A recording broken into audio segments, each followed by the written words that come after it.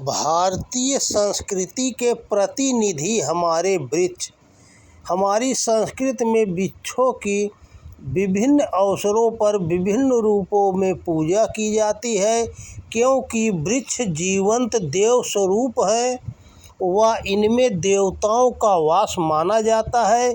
इसलिए भारतीय संस्कृति में ऐसे पर्व, व्रत व त्यौहार विशिष्ट तिथियों में आते हैं जिनमें किसी विशेष पौधे या वृक्ष की पूजा की जाती है। उदाहरण के तौर पर सोमवती अमावस्या यानी सोमवार के दिन अमावस्या तिथि पड़ने पर लोग पीपल वृक्ष की पूजा करते हैं। उसकी 108 बार जल व अन्य सामग्री अर्पण करते हुए परिक्रमा करते हैं।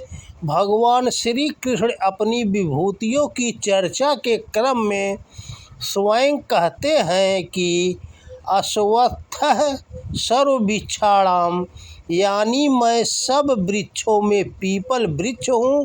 पीपल वृक्ष में अनेक देवी देवताओं का वास भी माना गया है, इसीलिए यह देव वृक्षों की श्रेणी में आता है। इसी तरह वट वृक्ष यानी बरगद भी पूजनीय है।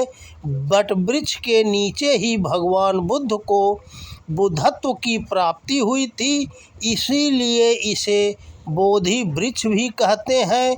वट वृक्ष के नीचे ही सावित्री ने सत्यवान को यमराज के पास से मुक्त करवाया था, इसीलिए वट सावित्री व्रत में इसी वट वृक्ष की पूजा सुहागिन महिलाएं करती हैं और अपने पति के दीर्घायु स्वस्थ जीवन की मनोकामनाएं करती हैं। वट वृक्ष के नीचे ही प्रायः भगवान शिव समाधि लगाते हैं, इसीलिए इस वृक्ष को भगवान शिव का प्रतीक पर्याय भी समझा जाता है। वट वृक्ष अपनी विशालता के कारण जगत भर में प्रसिद्ध है। पराशर मुनि ने वटमूले तपोवासा कहकर वट वृक्ष की पवित्रता के विषय में बताया है। उनके अनुसार समूची सृष्टि में एकमात्र वट वृक्ष ही है जिसमें त्रिदेवों ब्रह्मा विष्णु महेश का सम्मिलित वास है। वट वृक्ष के अलावा भारतीय संस्कृति में तुलसी, नीम, बेल, आंवला, अशोक, आम, फलास, शमी, केला आदि को भी बड़ी मान्यता प्राप्त है। ज्योतिष शास्त्र में 9 ग्रहों एवं 27 नक्षत्रों का उल्लेख है। प्रत्येक व्यक्ति पर इन 9 ग्रहों एवं नक्षत्रों का प्रभाव उसकी जन्म तिथि के अनुसार पड़ता है। हमारे शरीर में जो सूक्ष्म चक्र, ग्रंथियाँ व मुख्य ऊर्जा केंद्र हैं, इनके माध्यम से इन ग्रहों व नक्षत्रों की ऊर्जा हमारे शरीर में प्रवेश करती है। जिस तरह इन 9 ग्रहों व नक्षत्रों के विशेष मंत्र, रत्न व रंग होते हैं, उसी तरह इन ग्रहों व नक्षत्रों से संबंधित वृक्ष भी धरती पर मौजूद है।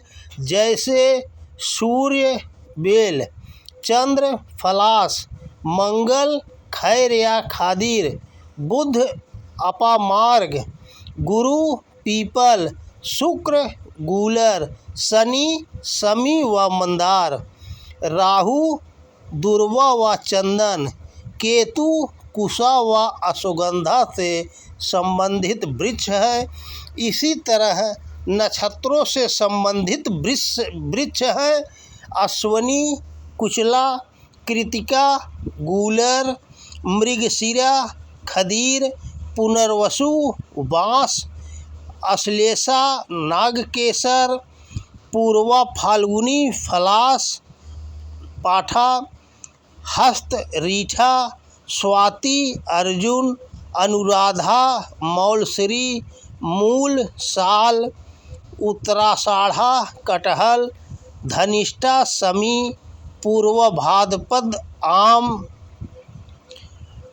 भरड़ी, आंवला, रोहिणी, जामुन, आद्रा शीशम, पुष्य पीपल, मघा बरगद, उत्तरा फाल्गुनी, चित्रा बिल्वपत्र, विशाखा कटाई, ज्येष्ठा चीड़, पूर्वाषाढ़ा जलवेतस, श्रवण मदार, शताभिषा कदम्ब, उत्तरा भाद्रपद नीम तथा रेवती महुआ। ये सभी वनस्पतियाँ औषधीय गुणों से भरपूर हैं और इसमें से अधिकांश को हम सभी जानते हैं, परिचित हैं व इनके फूल, फलों व पत्तियों का उपयोग भी करते हैं। इसी तरह के वृक्षों में पीपल ही एकमात्र ऐसा वृक्ष है जिसमें कीड़े नहीं लगते।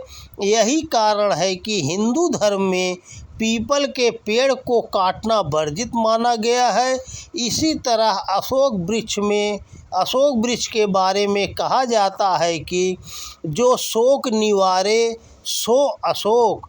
इस वृक्ष का महत्व इसलिए भी है क्योंकि माता सीता ने अपने सबसे कष्टकर व दुखद पलों में यानी रावण की स्वर्ग नगरी में अशोक वाटिका को ही अपना आश्रय स्थल बनाया था और अशोक वृक्ष के नीचे ही रहकर उन्होंने अपना समय बिताया था। मान्यता है कि घर में अशोक वृक्ष लगाने से वास्तु दोष भी समाप्त हो जाते हैं। इसी क्रम में नीम का वृक्ष भी बहुत उपयोगी है। इसकी पत्तियां कड़वी जरूर होती हैं लेकिन कई तरह की चिकित्साओं में बहुत उपयोगी होती हैं क्योंकि इसकी पत्तियों में रोगाणुओं को नष्ट करने की अद्भुत क्षमता होती है। इस वृक्ष को शीतला माता व दुर्गा का वृक्ष माना जाता है। इसे निमारी देवी के नाम से भी पुकारा जाता है। प्रायः देवी के मंदिरों में इसका रोपण करना शुभ माना जाता है व इसका विधिवत पूजन भी होता है। आज भी ग्रामीण क्षेत्रों में चेचक निकलने पर नीम के पेड़ का पूजन व इसकी पत्तियों का उपयोग चेचक के दाग हटाने में किया जाता है। बिल्व वृक्ष से भी सभी परिचित हैं। बिल्व पत्र भगवान शिव को अत्यंत प्रिय है और उन्हें प्रसन्न करने के लिए उन्हें बिल्व पत्र चढ़ाए जाते हैं। बिल्व पत्र की महिमा का बखान करने वाला बिल्वाष्टकम स्तोत्र भी है जिसमें इसके आध्यात्मिक गुणों का वर्णन है। बिल्व वृक्ष में लगने वाला बेल का फल भी पेट संबंधित रोगों के निवारण में बहुत उपयोगी है। प्रसिद्ध है कि माँ सती ने भगवान शंकर को प्रसन्न करने के उद्देश्य से वर्षों तक हरिद्वार स्थित बिल्वकेश्वर महादेव में बिल्व पत्रों के माध्यम से उनकी पूजा अभ्यर्थना की थी। आम का पेड़ सभी को अत्यंत प्रिय है। फलों का राजा आम को कहा गया है। मांगलिक कार्यों में, कलश स्थापन में, बंधनवार बनाने में आम्र पत्तियों का उपयोग होता है। आम की लकड़ी का प्रयोग भी हवन आदि में होता है। जब आम के वृक्षों में बौर आ जाते हैं तो उनकी मनमोहक खुशबू से वातावरण महक उठता है और फिर कोयल भी कूकने से अपने आप को रोक नहीं पाती। आम के मीठे फल, कोयल का मधुर स्वर दोनों ही मिलकर वातावरण को खुशनुमा बना देते हैं। आम के फल बहुत उपयोगी होते हैं व विविध प्रकार से इनका भारतीय संस्कृति में किया जाता है। इसी तरह केले के पत्तों व फल का भी बहुत महत्व है। इसके विशेष महत्व के कारण ही केले के पत्तों में पारंपरिक रूप से भोजन करने का विधान है। केले के पेड़ में भगवान विष्णु व देवगुरु बृहस्पति का वास माना जाता है, इसलिए प्रायः लोग गुरुवार के दिन केले के पेड़ का पूजन करते हैं। इसी तरह हरि प्रिया तुलसी के बिना पंचामृत पूर्ण नहीं होता। इसकी रोग निवारक व पर्यावरण शुद्धि की क्षमता से हम सभी भली भांति परिचित हैं। इसलिए भारतीय परिवेश में हर घर के आंगन में तुलसी का पौधा अनिवार्य रूप से मिलता है। वह सुबह शाम इसका पूजन होता है। आंवले का पेड़ भी अत्यंत पूजनीय माना गया है।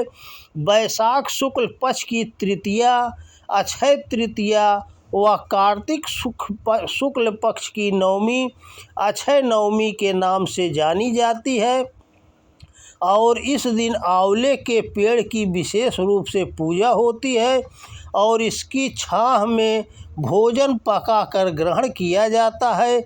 इसी तरह फाल्गुन शुक्ल पक्ष की एकादशी को आमलकी एकादशी के नाम से जाना जाता है और यह वृक्ष भगवान विष्णु का अत्यंत प्रिय माना गया है। आंवले के औषधीय गुणों से हम सभी परिचित हैं। इसके अतिरिक्त इस वृक्ष के पूजन से के अनेक आध्यात्मिक लाभ भी हैं।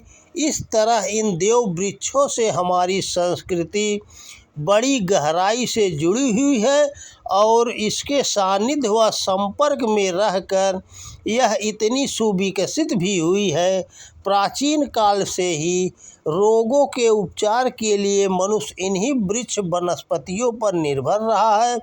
आज भी विशेष तिथियों में इसके पूजन की प्रथा है। अतः हमें इन वृक्षों का सम्मान करना चाहिए व इनके प्रति कृतज्ञता व्यक्त करते हुए इनके पोषण व संरक्षण का दायित्व उठाना चाहिए। तो दोस्तों नमस्कार। वीडियो पसंद आए तो ज़्यादा से ज़्यादा शेयर करें। जय श्री कृष्णा। राधे राधे।